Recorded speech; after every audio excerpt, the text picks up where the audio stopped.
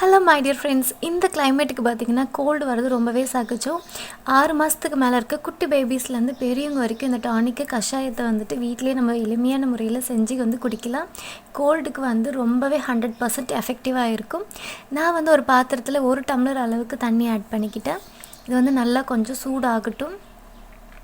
6 மாதத்துக்குள்ளே இருக்க குழந்தைங்களுக்கு பார்த்திங்கன்னா சளி இருக்குது அப்படிங்கிற பட்சத்தில் தாய்ப்பால் கொடுக்குற அம்மாக்களும் குடிக்கலாம். இது செஞ்சு குடிக்கிறதுனால குழந்தைங்களுக்கு ஃபீட் பண்ணுறோம் இல்லையா, அதனால் கோல்டு சூப்பராக சரியாக போயிடும். இதில் தும்பை இலை ஆட் பண்ணியிருக்கேன். அதுக்கப்புறம் வெத்தலை ஆட் பண்ணிக்கிட்டேன். இப்போ 1 கிளாஸ் டம்ளர் ஒரு சங்கட அளவுக்கு நல்லா கொதிக்கட்டும்.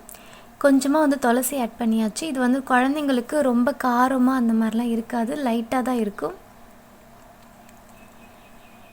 அதுக்கப்புறம் கற்பூர வள்ளித்தலை ஆட் பண்ணியாச்சு. இதெல்லாம் பார்த்திங்கன்னா நம்ம வீட்டிலே ஈஸியாக கிடைக்கிறது.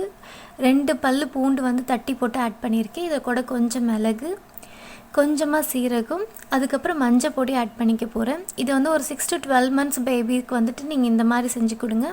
1 இயர்க்கு மேலே 1.5 இயர்ஸ்க்கு மேலே இருக்கவங்களுக்கு இதிலே பார்த்தீங்கன்னா நீங்கள் சின்ன வெங்காயம் தட்டி போட்டு ஆட் பண்ணிக்கலாம். இஞ்சி ஆட் பண்ணிக்கலாம், தட்டி போட்டு கம்மியான அளவில் ஆட் பண்ணிக்கலாம். அதுக்கப்புறம் லெமன் ஜூஸ் கூட கொஞ்சமாக ஆட் பண்ணிக்கலாம். அவ்வளோதான், சூப்பராக ரெடி ஆகியாச்சு. இது செய்கிறதுக்கு என்ன ஒரு 5 minutes கூட ஆகாது. ஆனால் கோல்டுக்கு பார்த்திங்கன்னா 100% நல்லா எஃபெக்டிவாக கேட்கும். இதை நல்லா சுத்தமான ஒரு கிளாத்தில் இல்லை வடிகட்டியில் நம்ம வடிகட்டிக்கலாம். குழந்தைங்களுக்காக இருக்கட்டும் பெரியவங்களாக இருக்கட்டும் நல்லா வார்ம் டெம்பரேச்சரில் கொடுங்க. இந்த சில் கிளைமேட்டுக்கு கோல்டு வரது ரொம்பவே சகஜம். இது சூப்பராக கேட்கும். இந்த வீடியோ யாருக்கெல்லாம் யூஸ்ஃபுல்லாக இருக்குமோ எல்லா ஃபேமிலி குரூப்ஸ்க்கும் ஷேர் பண்ணுங்கள்.